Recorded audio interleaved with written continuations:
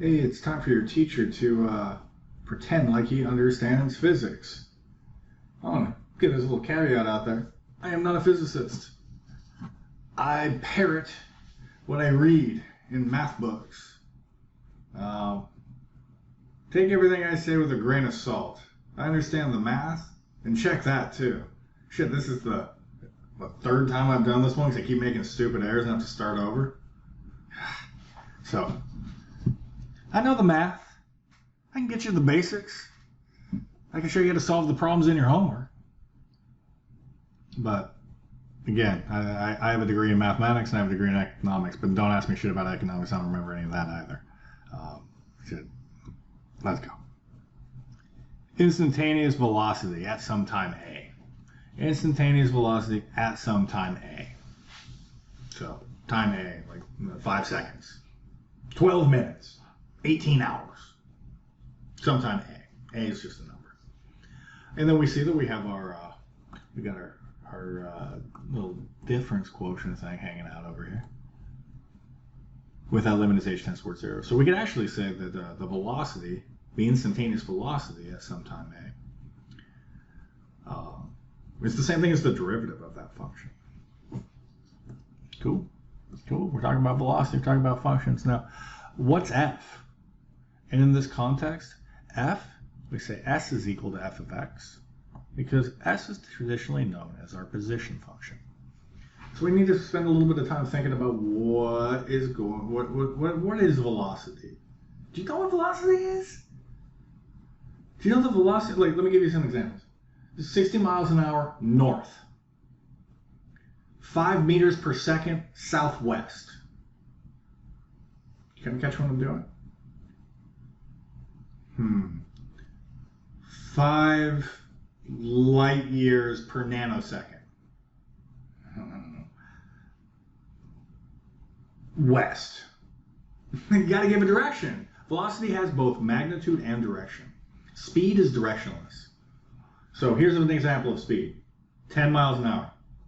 And I don't tell you which direction. Velocity has a direction. And for the way we're going to think about it, we think about it this way. Up is positive.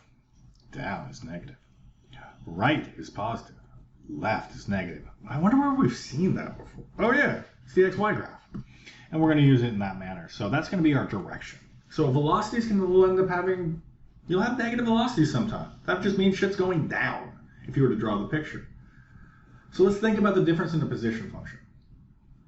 Because that's what velocity is. It's just talking about the instantaneous rate of change of your position.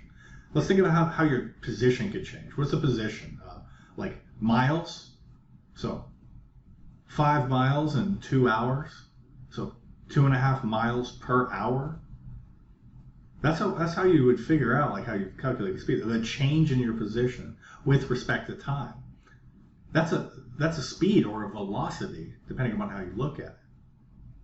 That's why we're doing this change in our position with respect to time. How many miles did you travel in an hour? How many miles did you change by? Were you at mile marker 10, then you were at mile marker 18?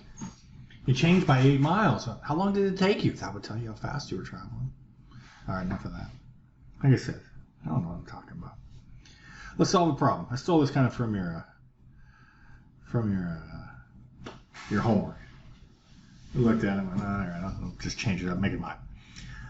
All right, so the height in feet of a ball at time t in seconds. And sorry about the feet, but it makes the numbers all nice. I should be using meters. I know, shame. The numbers are nice. So the height in feet of a ball at time t. So a ball is being thrown up in the air, and the height of it is modeled by f of t is equal to negative 16t squared plus 40t. In this model, this is pretty accurate. We're not accurate, but it's a good representation of how gravity works. By if you're throwing a ball in the air with an initial velocity of 40 feet per second, that's where that 40 comes from. Gravity would be that first term, the negative 16t squared, which would be starting to yank it back down to the ground. But I'm not going to get into great detail with this. I'm going to show the math. I'm going to stick to math. So we're going to solve it. So if we want to find the velocity at when t is equal to 1.5 seconds, What's weird is that's actually saying at the end, whatever answer you get for A, plug the A in and make A equal to 1.5. Because that T is trying to get closer and closer to that A value. I know it's weird. It used to be X is getting closer and closer to A. Remember that limit with our X is getting closer to A? Now we're saying it's T's are getting closer. It's weird, but let's go.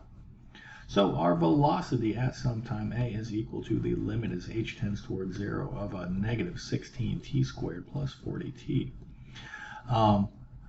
Oh, no, that's not what we do. We got to plug all that nonsense in. Oh, there it is. Look at that big long line. Because we have to plug into this up here. This bad boy. So we're going to have our first piece. And then we're going to subtract out our second piece. So first, let's do our f of a plus h. F of a plus h. So that means everywhere we see a t, we need to write in a plus h. So negative 16 something squared plus 40 times something, and that something is a plus h. A plus h. Now we just need to subtract out this, but we're just going to write in, instead of t's, we'll write in a's. And here comes the algebra. All about your algebra, and I'm going to totally jump steps. I'm going to leave it up to you to follow a lot of this. So I'm going to start expanding things out. This can become negative 16a squared minus 32ah minus 16h squared. That's what negative 16 times a plus h all squared is equal to. I'll let you confirm that by foiling out a plus h times a plus h, and then multiplying everything by negative 16. Now I'll bring my 4 in and make it touch both of those. Oops, don't forget my 4. I said touch both of them, not just one. 4h. And now we bring our negative in and we start to change signs. Woo, doggy. There we go. There we go. Oh, that was 4 was a 40. Sorry about that. All these should be 40s. I suck. I'm not going back. I'm not going back. I'm just fixing. I imagine some of y'all were screaming, going, "It's 40, stupid." I know. I could do better. Bear with me. You get old, you get slow. Okay, so your negative 40a, your positive 40a. Your negative 16a squared, your positive 16a squared. And now we're just left with things with h's on them. That's how it has to be. That's a pit stop that's telling you, like, shit, we must be doing something right. Heck yeah. This is where I realized I made a mistake in my last one, and it was too far, and I had to start back over because I wasn't paying attention. So there it is. We'll just write in our negative 32ah minus 16h squared plus 40h all over h. Let's factor out our h. We get the limit as h tends towards 0. We factor it out. We get negative 32a minus 16h plus 40 all over h. We cancel. And what are we left with? This is equal to the limit as h tends towards 0 of negative 32a. Oh, let's plug it in. I want to show this step. Let's just go. What's going to happen? We're going to plug in h. That shit's going to 0. What's left over?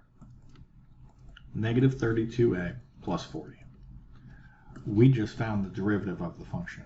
Oops, I mean we found the instantaneous rate of change of the position function, or the velocity function, for any time a. For any time a you want to plug in, you can get the velocity for this function. And our a at any time we want to plug in is 1.5 seconds. So I'm going to punch this thing in and say that we're actually looking for v of 1.5. You know what? I don't like 1.5.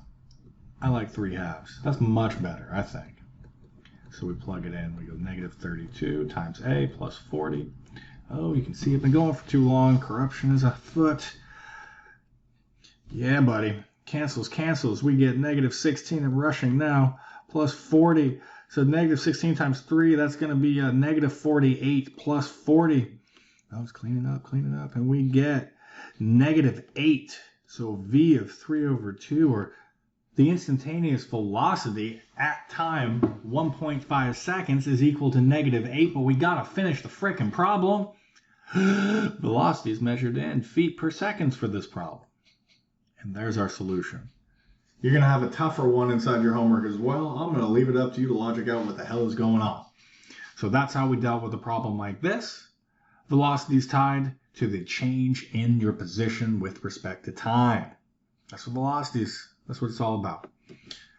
All right, next will be 2.8. Fun shit.